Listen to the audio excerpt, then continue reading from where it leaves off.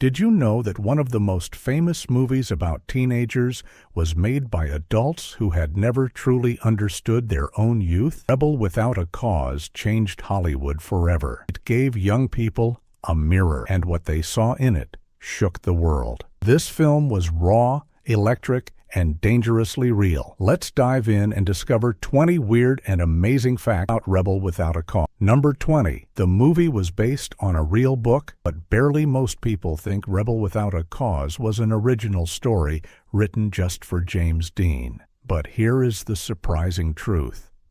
The movie was actually inspired by a real book. It was written by a psychiatrist named Robert M. Lindner and published in 1944. Was called Rebel Without a Cause, the hypnoanalysis of a criminal psychopath. That is a very long and very serious title. The book told the story of a young criminal who went through something called hypnosis therapy to help him understand why he kept breaking the law. It was a true psychological study, not a love story or a teenage drama at all. The connection between the book and the movie is almost invisible once you start watching the film. Dr. Nicholas Ray and the writers took only the title from that original book. It came from the imagination of screenwriter Stuart Stern and from the real emotions that James Dean poured into every rehearsal. David Weisbart bought the rights to the title alone. Just the title was all they needed, a name that captured something urgent, something rebellious, something that felt true even before a single scene was filmed. Stern's book was dry and academic. Ray's film was fire and heartbreak. Words meant completely different things depending on who was holding them. A psychiatrist saw a case study. A filmmaker saw a generation. The title was the seed. Everything else grew wild and unexpected from the same soil. Sounded like an adaptation was really a brand new creation hiding behind a borrowed name. Number 19. James Dean improvised some of his most famous moments. People watch James Dean in Rebel Without a Cause. They often think every single word and movement was written perfectly in the script. But that is not quite right. James Dean was famous for something called improvisation, which means creating things in the moment, on the spot, without following the exact words on the page. Dr. Nicholas Ray actually encouraged this. He gave Dean freedom to move, breathe, and react in ways that felt natural rather than rehearsed. One of the most powerful examples is the very first scene of the movie. Jim Stark is lying on the sidewalk drunk, playing with a toy monkey. Tiny, heartbreaking detail, the grown boy treating a child's toy with such tenderness, was not in the original script. James Dean brought that idea himself. He found the toy on location and simply started playing with it between takes. Ray saw it and immediately said, "Keep it. Put it in the scene." One small choice told the audience everything about Jim Stark in under 10 seconds. He was lost. He was lonely. He was still a child in a world that expected him to act like a man. Dean also pushed the emotional boundaries during the famous police station scene. The way he pressed his head against the cold desk in frustration was his own instinct. He was not told to do it. He felt it, and he did it. Ray watched through the camera and let the moment breathe. That was the magic of their partnership. Trusted Dean, and Dean trusted the character. Between the two of them, they discovered moments that no script could have predicted or planned. What looked scripted was actually spontaneous. What felt rehearsed was really pure instinct meeting the right camera at the right time. Number 18. Natalie Wood was almost not cast. It is almost impossible to imagine anyone other than Natalie Wood playing Judy in Rebel Without a Cause. Her big dark eyes, her trembling voice, her desperate need to be loved, all of it felt so perfectly matched to the role. But the truth is that Natalie Wood had to fight hard just to get a meeting about the film. At the time, she was seen as a child actress. She had been famous since she was very young, appearing in sweet family movies like Miracle on 34th Street. Studio executives looked at her and saw a little girl, not a troubled teenager searching for identity. Nicholas Ray did not immediately think of her for the part of Judy. Wood heard about the project. She desperately wanted to be part of it. She arranged to meet Ray socially, hoping to change his mind. According to stories from people who were there, Wood was involved in a minor car accident around this time and showed up to meet Ray with a bruise on her face and her arm in a sling. Rather than hiding her injury, she used it. She walked into that meeting looking damaged and real and complicated. Ray looked at her differently in that moment. He saw someone who had lived something difficult. He saw someone who could play pain without pretending. He gave her the role. Wood threw herself into the character with everything she had. She stayed in character between takes. She talked to real teenagers at juvenile detention centers to understand their struggles. She wanted Judy to feel true and honest, not like a performance. The bruised, determined young woman who walked into Nicholas Ray's life changed the entire film. What looked like an accident turned out to be the moment that made a career. Number 17. The chicken race scene used real cliffs. The chicken race scene in Rebel Without a Cause is one of the most unforgettable moments in all of American cinema. Two teenagers drive stolen cars toward the edge of a cliff. The first one to jump out is the chicken. The loser? But what most people watching from the safety of their living rooms never realized is that those cliffs were completely real. The scene was filmed at Griffith Park in Los Angeles, near the famous Griffith Observatory. The road that curved toward the edge was an actual dangerous road overlooking a genuine drop. The production team did everything they could to make it as safe as possible, but there was no way to make a cliff not a cliff. The stunt drivers who performed the most dangerous moments were professionals, but the atmosphere on set was genuinely tense. Everyone working that day knew that one wrong calculation could end in real disaster. Dean and Corey Allen, who played Buzz, actually performed some portions of the scene themselves. They drove the cars in earlier, safer sections of the sequence. The energy between them was electric and competitive in real life, not just on screen. Director Nicholas Ray wanted that authentic tension. He did not want the audience to feel like they were watching a trick.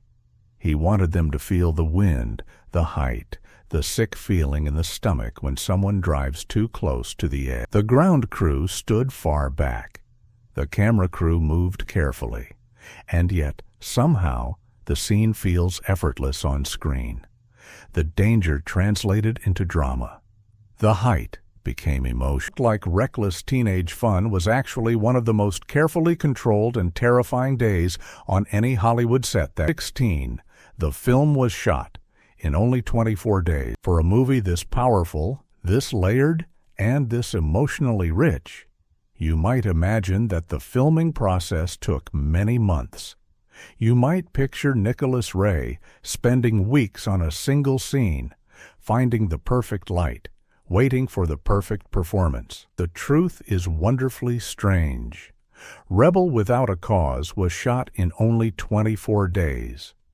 24 days. That is less than a month.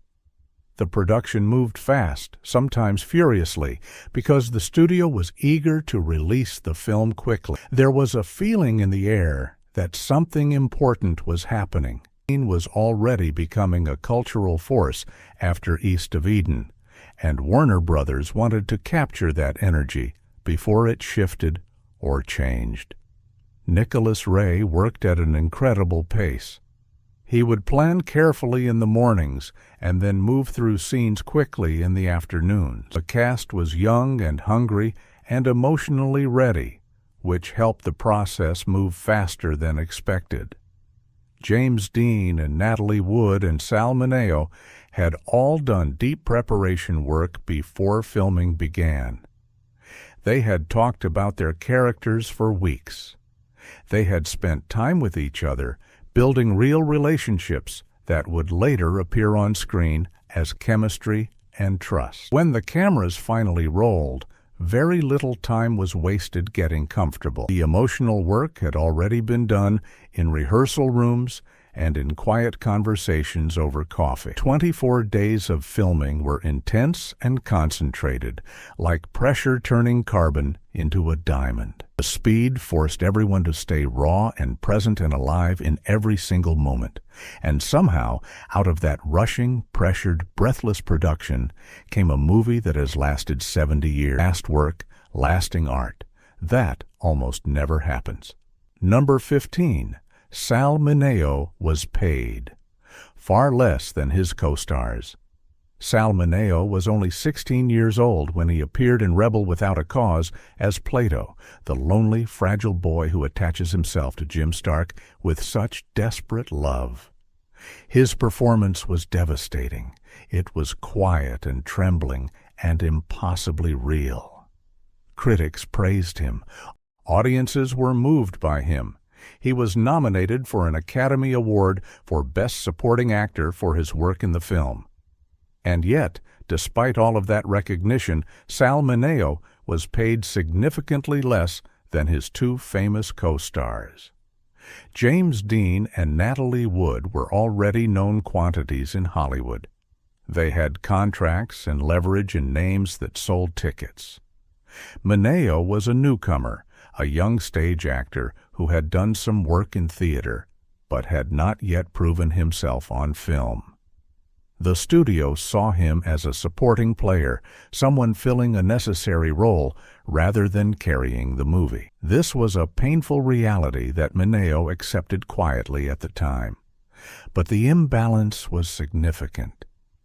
He was doing work that earned him an Oscar nomination, work that decades later would still be discussed and celebrated, and he was earning a fraction of what his colleagues received. Mineo later spoke about the experience of making the film with deep warmth and affection.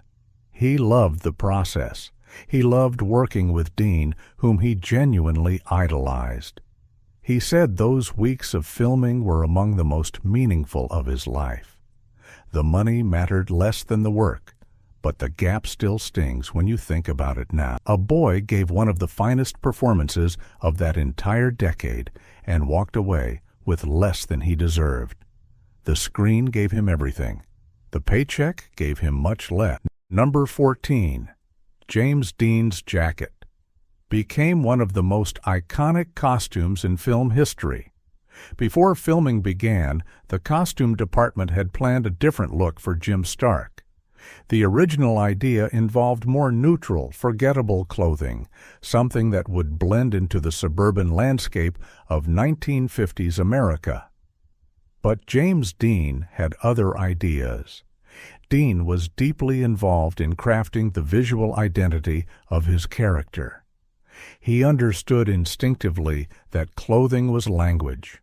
What Jim Stark wore would tell the audience something important before he ever opened his mouth. The red jacket became the answer. Bright, bold, impossible to ignore. Movie shot in CinemaScope and Warner Color, that red jacket jumped off the screen like a shout. It was the color of danger, of passion, of someone who refused to disappear into the background. Dean worked with the wardrobe department to get the fit exactly right. He wanted the jacket to look casual but intentional, like something a real kid would wear, not a costume someone had carefully selected for a performance. The jacket needed to feel lived in, not laundered and pressed for a studio shoot. When audiences saw Dean in that red jacket, leaning against a car or walking through the observatory, something clicked in the cultural imagination.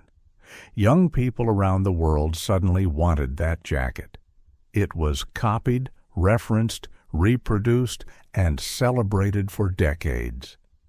It appeared on posters and merchandise and Halloween costumes and magazine covers.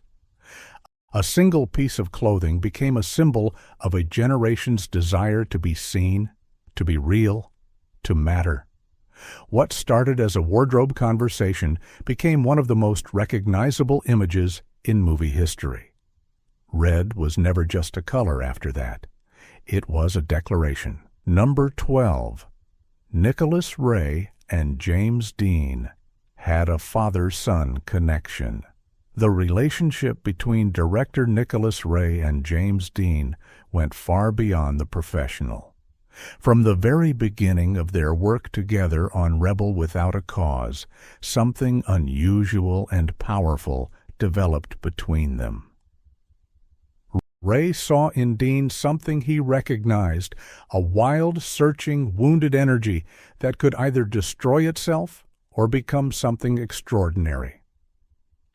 Dean saw in Ray a man who took him seriously as an artist, who treated his ideas with respect, who never tried to flatten or control his instincts.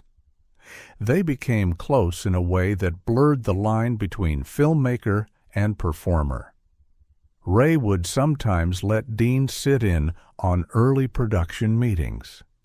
He invited the young actor to contribute ideas about the story, the character, the visual tone of the film. This was almost unheard of in the Hollywood studio system of the 1950s. Actors were generally expected to show up, say their lines, and leave the creative decisions to others. But Ray and Dean were building something together, and both of them knew it. Their relationship also had the emotional texture of what the film was exploring on screen. Ray was older, steady, experienced. Dean was young, restless, brilliant, and desperate for guidance. Jim Stark's search for a father figure in the movie was not entirely fictional. It echoed something real in Dean's life and something real in the dynamic between the two men. Ray later said that working with Dean was one of the most extraordinary experiences of his career. He called it exhausting and exhilarating in equal measure. It looked like a director guiding an actor was really two people discovering something true about themselves through the process of making art together. Number 10. James Dean died before the film was released. This is perhaps the most heartbreaking fact connected to Rebel Without a Cause. James Dean died in a car accident on September 30th, 1955. He was only 24 years old. The film was not released until October 27th of that same year, nearly 4 weeks after his death. That means James Dean never saw the finished movie. He never sat in a theater and watched himself as Jim Stark. He never heard the audience gasp during the chicken race or go quiet during the planetarium scene. He never read the reviews that would call his performance a revelation, a masterpiece, one of the greatest pieces of screen acting in Hollywood history. The world was just beginning to understand who James Dean was when James Dean was already gone. When Rebel Without a Cause arrived in theaters, something devastating and beautiful happened simultaneously. Audiences were watching a young man alive and burning and searching for meaning on screen, and everyone in those seats knew that the young man was dead. It transformed the viewing experience completely. Jim Stark's pain felt even more urgent. His loneliness felt even more true.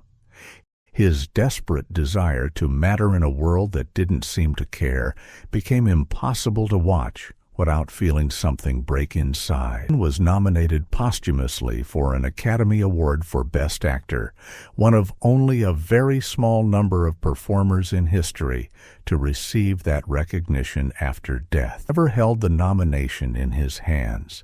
He never gave a speech. He gave a performance, and then he was gone, and the performance outlived him by 70 years and counting. Art stayed. The artist left too soon. Number 9. The film was originally going to be shot in black and white. When Rebel Without a Cause first entered development at Warner Brothers, the studio's original plan was to film it in black and white. This was not unusual for the time. Many serious dramatic films in the 1950s were still shot in black and white, which gave them a certain journalistic, gritty, real-world feel. Nicholas Ray initially began production with this approach.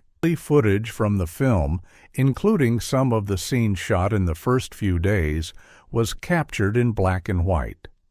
But something happened that changed everything. The studio executives watched the early footage and decided to upgrade the production. Dean was already generating enormous excitement after East of Eden, and Warner Brothers wanted the film to feel big and vibrant and important. The decision to switch to CinemaScope and Warner Color, a widescreen color format that would make the movie look spectacular on large theater screens. This meant going back and reshooting everything that had already been filmed in black and white. Some of the first completed scenes had to be recreated from scratch in the new format. It was an enormous amount of extra work, and it cost the production significant time and money. But the switch was absolutely the right decision. Color gave the film a visual poetry that black and white could never have achieved. Red jacket, the blue light of the planetarium, the golden California sun pouring over suburban streets, hiding so much sadness. None of that would have existed without the decision to reshoot. Began in shadows, ended in color, and color made all the difference. Number 7. The final scene was almost cut from the film. The ending of Rebel Without a Cause is one of the most emotionally shattering moments in American cinema. Joe is shot by police. Jim tries desperately to save him. Judy stands nearby, weeping. Jim Stark zips up his dead friend's jacket, a gesture so small and so enormous at the same time, and then stands with his parents in the cold early morning light. It is a devastating and perfectly constructed conclusion. But here is something almost no one knows. There was serious discussion during the editing process about cutting or significantly changing that final sequence. Some studio executives felt it was too dark, too hopeless, too likely to upset audiences who wanted something more resolved and comforting at the end of a teenage drama. Nicholas Ray fought fiercely to protect his ending. He argued that the power of the film lived in its honesty. These were real feelings, real failures, real consequences. To soften the ending would be to betray everything the movie had built for the previous hour and a half. He won the argument. The ending stayed exactly as he had conceived it. And that decision transformed the film from a good teenage movie into a genuine work of art. The sadness of the ending is not decoration. It is the point. Young people were dying, not just physically, but emotionally, spiritually, while their parents looked away. Ray forced the audience to look directly at that tragedy and feel it completely. What almost disappeared from the film is now the scene people remember most. What came closest to being cut became the moment that cut deepest of all. Number 6. Nicholas Ray based Jim Stark on real juvenile case files. Nicholas Ray was not a man who worked from pure imagination alone. Before writing and planning Rebel Without a Cause, he immersed himself in real research about troubled American teenagers. Months reviewing actual case files from juvenile courts and detention centers across California. He interviewed social workers, probation officers, school counselors, and the teenagers themselves. He wanted to understand what was actually happening behind the clean white curtains of suburban American homes in the 1950s. What he found was deeply unsettling. The problems he discovered were not the cartoonish crimes of comic book villains. They were quieter and sadder and much more complicated. Boys who were desperately trying to earn their father's respect and couldn't. Girls who wanted their parents' love and instead received judgment. Young people who felt suffocated by expectations and invisible at the same time. The character of Jim Stark was built directly from these real stories. The specific detail of the father wearing an apron and being dominated by the mother, that came from real case files Ray had studied. Particular flavor of Jim's humiliation, his rage, his desperate wish that his father would just once stand up and be a man, all of it was rooted in true documented experience.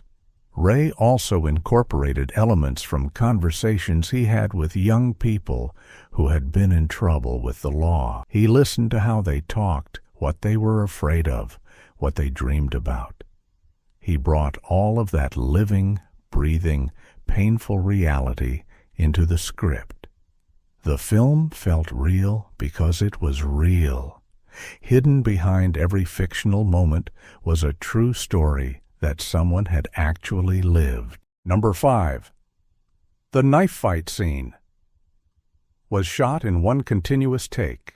One of the tensest sequences in Rebel Without a Cause is the knife fight between Jim Stark and Buzz at Griffith Park. The two boys circle each other in the early morning darkness, blades catching the light, surrounded by a crowd of watching teenagers. The scene is terrifying because it feels completely uncontrolled, like something that could genuinely spin out of anyone's hands at any moment. What makes this scene even more remarkable is how it was filmed. Nicholas Ray wanted to capture the chaos and danger without letting the editing break the spell. In portions of the sequence, he pushed for continuous takes, long, unbroken shots where the camera simply watched the scene unfold without cutting away to something safer or simpler. Dean and Corey Allen rehearsed the knife fight choreography extensively before filming. They worked with a choreographer who specialized in stage combat to make sure every movement was controlled enough to be safe, but loose enough to feel dangerous. They needed the fight to look like it could go wrong at any moment, because that was the whole point. Buzz were not professionals. They were scared teenagers with sharp objects and something to prove. On the day of filming, both actors brought genuine intensity to the sequence. Allen later said that Dean had a way of making everything feel slightly unpredictable, even when they had rehearsed it 100 times. You were never quite sure exactly what Dean was going to do next. That uncertainty was not an accident. It was a technique. And it made every second of that knife fight feel like the last second before something terrible happened. Number 4. The Griffith Observatory became a permanent memorial to James Dean. The Griffith Observatory in Los Angeles plays such an important role in Rebel Without a Cause that it became forever connected to the film and to James Dean himself. The observatory's beautiful curved dome and its sweeping views of the city below provided the backdrop for some of the most iconic moments in the movie. The opening arrival of the teenagers, the planetarium sequence, and the shattering final confrontation where everything falls apart. After James Dean died, and after the film became a cultural landmark, the observatory became a pilgrimage site. Fans from around the world began traveling to Los Angeles, specifically to stand where Dean had stood, to look out over the city from the same terraces where Jim Stark had looked, to feel some connection to the performer and the character who had meant so much to them. In 1988, more than 30 years after the film was released, a bust of James Dean was installed near the observatory's main entrance. It was a formal acknowledgement of what had already been understood for decades. The observatory and Dean were permanently linked. The building had become part of his story, and he had become part of its story. Every year, thousands of visitors still come. They walk the same paths. They look out at the same city lights. They feel something they cannot always put into words, but know very clearly in their chest. A real place absorbed a fictional story and kept it alive long after the cameras stopped rolling. The observatory did not change. But what happened there made it sacred to an entire generation and every generation that came after. Number 3. Stuart Stern wrote the script. After meeting real teenagers, Stuart Stern, the writer who shaped the final screenplay of Rebel Without a Cause, did not sit alone in a quiet office inventing teenage characters from scratch. Nicholas Ray, he believed deeply in research and in the responsibility of telling true, emotional stories. Stern spent considerable time before writing the script meeting with young people across Los Angeles. Teenagers who had been in trouble. Teenagers who felt misunderstood. Teenagers who were quietly falling apart inside homes that looked perfectly normal from the outside. He asked them questions, and then, more importantly, he listened. Not just to their words, but to the rhythm of how they talked, the specific words they chose, the things they left out, the pauses that came before they admitted something true and painful. He was learning a language of 1950s American youth, hurt and hopeful and furious and fragile all at once. Stern later said that the character of Jim Stark was not invented, but discovered. He found Jim in all of those conversations, in all of those young faces trying to explain something to an adult who actually wanted to hear it. The famous lines of the film, the moments that audiences have quoted for 70 years, came from that deep listening. They sound so real because they are real. They are assembled from actual feelings that actual people actually had. When Jim shouts at his father, begging him to do something instead of nothing, that plea came from a real teenager who had said something very similar in a very different room, long before any camera was pointed at it. Great writing begins not with a pen, but with open ears and a patient heart. Number 2. The film changed. How Hollywood talked about teenagers forever before. Rebel Without a Cause, American movies about young people tended to fall into comfortable, predictable patterns. Teenagers in films were either adorable and funny, or simply wrong and in need of adult correction. They were rarely treated as fully formed human beings with genuine interior lives, real fears, and legitimate grievances against a world that did not quite fit around them. Rebel Without a Cause broke that pattern so completely and so powerfully that Hollywood could never go back. The film said loudly and clearly that teenagers were not just small adults waiting to grow up, people who were suffering right now in the present moment for real reasons that deserved serious attention and honest portrayal. Nicholas Ray and his collaborators treated the emotional experience of being 17 with exactly the same gravity and care that other films reserved for war heroes and tragic lovers and great historical figures. This was revolutionary. The film opened a door that had been sealed shut, and through that door came 50 years of movies that would never have existed without it. The Breakfast Club, Stand By Me, Dead Poets Society, American Graffiti. Every film that ever dared to look at young people and say, your pain is real and your story matters, all of them owe something to what happened in Rebel Without a Cause.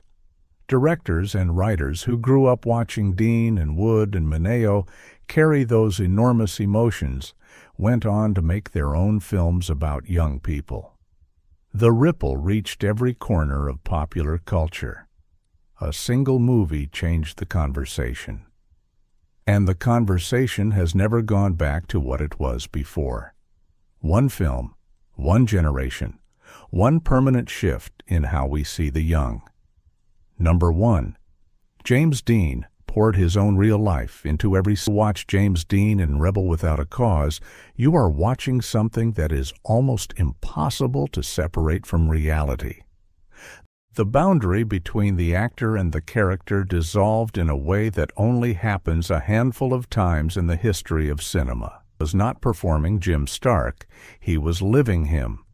And the reason the performance feels so devastatingly true is that it was, in many ways, devastatingly true. Dean's own childhood was marked by the kind of loss and abandonment that Jim Stark searches desperately to understand on screen. Dean's mother died when he was 9 years old. His father, unable to care for him, sent him to live with relatives in Indiana. For the rest of his life, Dean carried that wound, the feeling of being given away, of being someone a parent couldn't keep. Every moment in the film where Jim begs his father to be stronger, to stand up, to say clearly what is right and wrong, that was not fiction. That was a real young man working through a real grief in front of a camera. Nicholas Ray understood this. He created the space for Dean to access those feelings without forcing him to explain them or control them. The director protected the actor's vulnerability and aimed a camera at it and let the world see. The scenes between Jim and his father are almost unbearable to watch. Not because the writing is dramatic, but because the feeling is completely unguarded. Dean is not showing you what sadness looks like.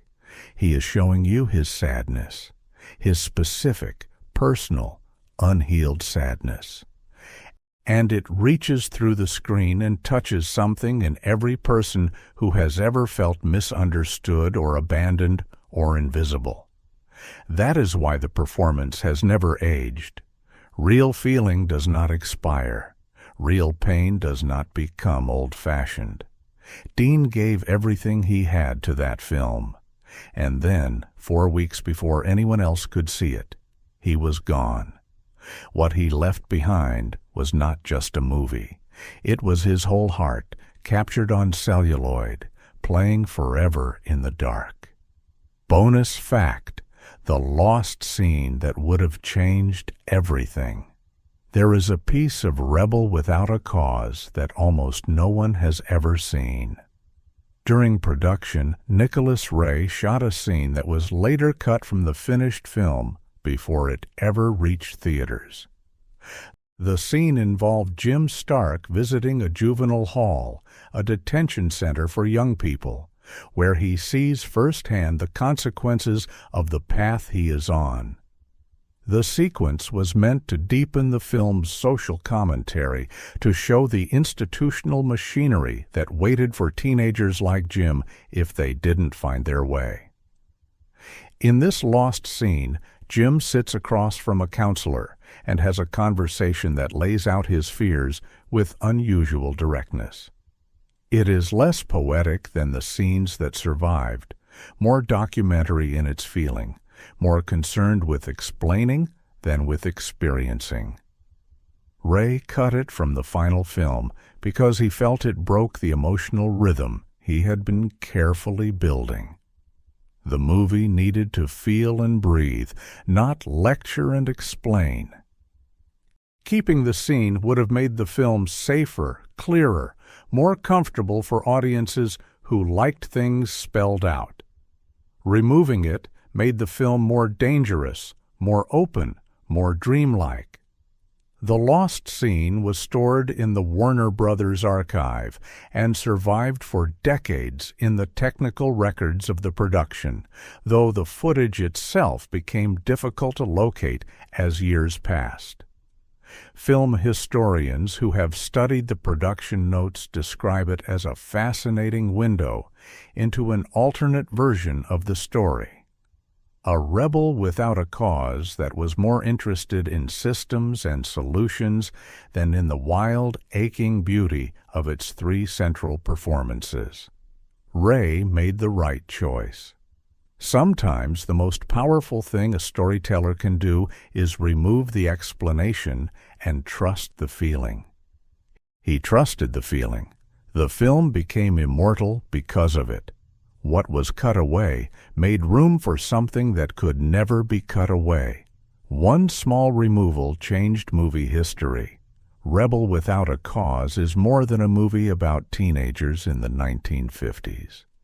It is a movie about the universal human fear of being invisible, of growing up in a world that seems too large and too cold to hold you gently, of loving people who cannot quite love you back the right way. James Dean, Natalie Wood, and Sal Mineo were not just actors in a studio production. They were three young people carrying real wounds into a camera's gaze and asking the world to witness something true. Nicholas Ray built a space where that honesty could breathe and live and laugh. Every detail, the red jacket, the cliff's edge, the cold planetarium stars, the father's apron, the boy who loved his toy monkey, was chosen with care and filled with meaning. 70 years later, the film still reaches through the screen and touches something tender and unprotected inside every person who watches, because the feelings it contains are not period feelings. They are human feelings. They belong to every generation equally. If you enjoyed these stories, subscribe for more. Every movie hides a truth, and we will keep uncovering them, one story at a time.